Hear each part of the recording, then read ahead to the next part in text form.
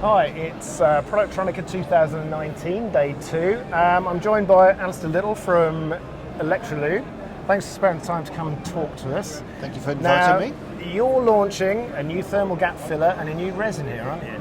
We are indeed. I actually took that in from what you said before. So, just talk me through the development process, I guess, and people's reactions to it. So the gap filler we are launching has been primarily aimed towards the automotive market.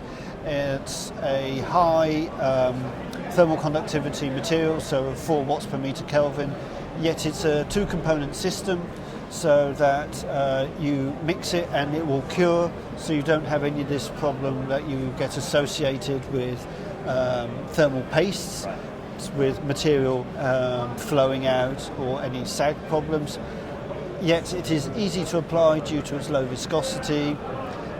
It's easy to introduce onto existing dispensing equipment, and is generally a nice, easily handleable system. And we're launching it in a range of different packaging sizes depending on what volume the customer is using it in for his particular application, and also in particular for their particular dispensing equipment. So for some applications, a small 50ml cartridge is particularly suitable, especially for prototyping. Right, yes, yeah. Was that developed in reaction to people's customers saying we need something that can answer these, or was it from you looking at the way the industry is going? It's a combination of both, because you can see which way the industry is going, because we are, especially with the automotive industry, we're in that transition period going from the internal combustion engine to the electric motor. And so the problem with electric motors is people want to have smaller and faster. So that usually means smaller means higher speed usually means more heat means more danger to the components, so we've got to have a way of getting the heat out. Yeah. And so you've got various heat sinks which are very good in their jobs, but there is always a gap between the heat sink and the component, and that is where the gap filler comes in to literally bridge that gap. Yeah. And so people are always wanting to have better and better performance, and so we've gone ahead and developed a material with 4 watts per meter Kelvin thermal conductivity. Yep. And we have also listened to what our customers are saying in terms of, yes, we want to have something better. We're always looking for better, we're always looking for smaller, we're always looking for lighter weight. And so you've got this combination of you can get away with a smaller heatsink, right, which is lighter in weight. Because you've got a better thermal gap filler, it allows better transmission of heat from the heat producing component out. And so it all makes absolute sense. It all becomes an additive stack up to an improvement in properties. And in automotive, especially electric vehicles are driving so much innovation now. It's quite impressive to see, isn't it? It's going in many different directions, which even 2 years ago nobody really ever thought, it's going to go in this particular direction, because it's now given a chance for a lot of small start-up companies to get in, and they can compete on the same level as the likes of BMW, Mercedes, General Motors. Effectively, the playing field has been re-levelled. And now I won't quite say everybody has a chance to get in there, but it is certainly a much wider playing field than we've had for many a long year. Which helps all round, really, doesn't it? It helps innovation, it helps companies come up with more innovative products.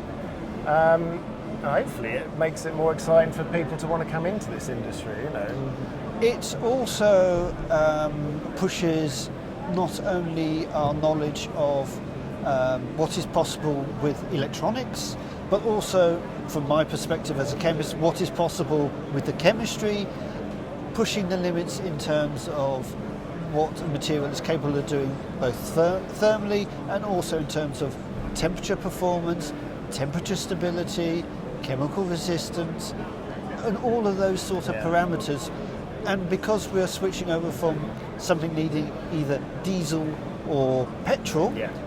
we've now got a complete new set of chemicals we have to worry about, Yeah. some of which Yeah. we still do not know, because we're still in that wonderful transition phase of saying, right, we have batteries, but what's going to be those electrolytes in those Yeah. batteries? Or when the fuel cells come along, what is the fuel going to be used in those fuel cells, and how is that going to interact with what we've been done previously Yeah. and what we need in the future? An awful lot of chemistry there. An awful lot of chemistry, an awful lot of physics, an awful Yeah. lot of science, Yeah. and an awful lot of head scratching. Yes, yeah. I mean, Electrolube, you've got a lot of resources, a lot of, you've got a heritage of innovation and development. So it's a logical way for you to develop the business, but also it's about listening to customers, like you said, isn't it? And looking ahead, see where these things are going. And often it can take quite level heads to look at an industry, like you say, where we've got a completely new playing field, really, with electric vehicles. To think, okay, we can, and I guess, is that exciting for you, actually finding out what are the limits of these materials? Yeah. It's exciting for us, but also Electrolube has been going since 1941. As well as in the UK, we've also got production and R&D facilities in India and in China. Both India and China also have their own electric vehicle revolutions going on, and their own manufacturers are looking at not just their own domestic consumption, domestic use, but also for export. So you also have the Indian trend, the Chinese trend, the European trend, the North American trend, and you have to look at it as almost like a holistic whole, and be able to say, right, from this we can see this sort of general direction, but there are European, or rather regional differences, so that China may particularly favour this particular system because they are going down this route in terms of battery technology. India may go down slightly different route because their heritage in manufacturing dictates that they prefer this method of manufacturing. And then in Europe, we have our particular strengths and weaknesses, and likewise with North America. So as a company with 3 different sites and 3 different regions, we have the opportunity to also merge technologies together, to share ideas, to share resource, to offer the customers the best product for their particular problem, and give them the solution that they require. Yeah, no, it's fantastic. Thanks for sparing the time to talk to us. I mean, your stand must be pretty busy over these 4 days. Yes. Lots of meetings, lots of. I mean, it's a busy show at the best of times, but it seems people are asking a lot more questions now, aren't they, these days? It's interesting. They're asking a lot of questions, and also in many respects they are in a more almost reflective state of mind, because they're not quite sure themselves what questions they want to ask and what answers they're expecting to hear, because everything is very new. Yeah. We're moving really into new territories and new technologies, and so everyone is still finding their feet. Yes. Yeah. The rule book has been thrown out. Exciting times. Very exciting times. Well, thanks for spending time, Alistair. Good to speak to you. Thank you very much. Thank you very much.